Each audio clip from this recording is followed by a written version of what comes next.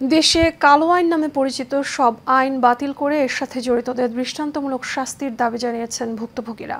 বিগত সরকারের 15 বছরের শাসনামলে অত্যাচার আর নির্যাতনের শিকার ব্যক্তিরা এসব দাবি জানায়। একই সাথে সংবিধান সংশোধন নয়, পরিবর্তনের আহ্বানও জানান কেউ কেউ। বাংলাদেশ পলিসি ডিসক্লোজার বিপিডি আয়োজিত এক মতবিনিময় সভায় এসব কথা বলেন তারা। কাস্টমারদের রিপোর্টে বিস্তারিত।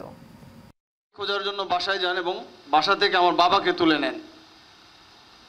আমার বাবাকে তুলে নিয়ে তারা ক্ষান্ত হয়নি।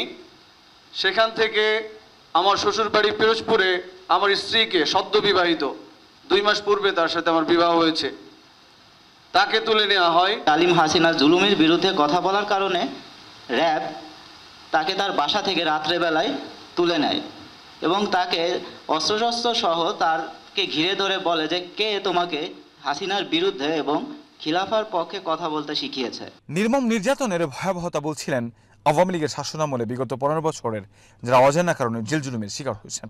অনেকে আবার অত্যাচার সহ্য করেছেন শুধুমাত্র সরকারের সমালোচনা করায়।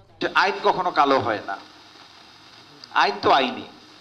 আইনটা যখন প্রয়োগ করে সেই মানুষগুলো হলো কালো, বিচার যারা করে সেই বিচারকরা হলো কালো, যেই সরকার ক্ষমতায় থাকে সেই সরকার হলো কালো।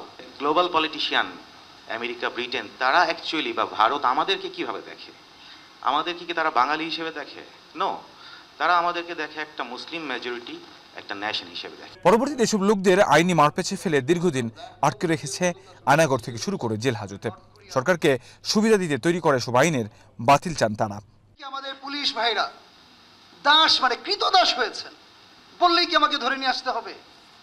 আরে ভাই, আমি তো পড়াশোনা করে হয়েছি, আমি তো মানুষের পেটে জন্মেছি, কুকুরের পেটে তো জন্মাই নাই আমি।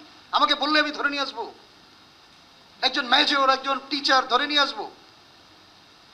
আমরা একটা টক শো করলে আমাকে যদি না পায় আমার ওয়াইফকে ফোন করে তুই তাই করে গালিগালাজ করে অসভ্য ভাষায় কথা বলে, আর যেন না দেখি, কোনোদিন যেন প্রেস ক্লাবে না দেখি, নানান কথাবার্তা, সারাদিন বসায় রাখা, টর্চারিং করা, এইগুলো কোনো মানে হয় আসলে? যারা চায় যে সরকারের যেই দুর্নীতি, সরকারের যেই করাপশন বা জনগণের উপর তার যে আসলে জুলুম নির্যাতন, এইগুলোর বিরুদ্ধে তারা কথা বলতে চায়। সো এই কথাগুলো যেন সারফেসে না আসে, এই কথাগুলো যেন সোসাইটিতে এগুলো নিয়ে ডিসকাশন না হয়, এইগুলোকে নিয়ন্ত্রণ করার জন্যই মূলত আসলে এই ব্ল্যাক লগুলো আসলে আনা হয় আর কি। অনেকে আবার বাতিল নয় দাবি জানান সংবিধান পরিবর্তন করার। একই সাথে সরকারের দালালদের বিচারের আওতায় আনার দাবি জানান আগত বক্তারা। সংবিধানটা এত জগা খিচুড়ি, এটাকে ডাস্টবিনে ফেলা ছাড়া আপনি এটাকে এটাকে কি করে সংশোধন করে কিছুই করতে পারবেন না। এর কোনো অংশতেই হাত দেওয়া যাবে না। আমার মতে সংবিধানকে ডাস্টবিনে ফেলে দিয়ে একটা 15 পৃষ্ঠার 10 পৃষ্ঠার অ্যাডেন্টারিম পিরিয়ডের জন্য একটা কনস্টিটিউশন করা উচিত। হিজবুত তাহরির বলেন, জামাত ইসলাম বলেন, বা বাংলাদেশের যে কোনো political party which is connected with Islam, তাদেরকে এইসব আইন দিয়ে কন্ট্রোল করে তাদেরকে ব্যান করা হয়, আনব্যান করা, এই করা হয়, সেই করা হয়।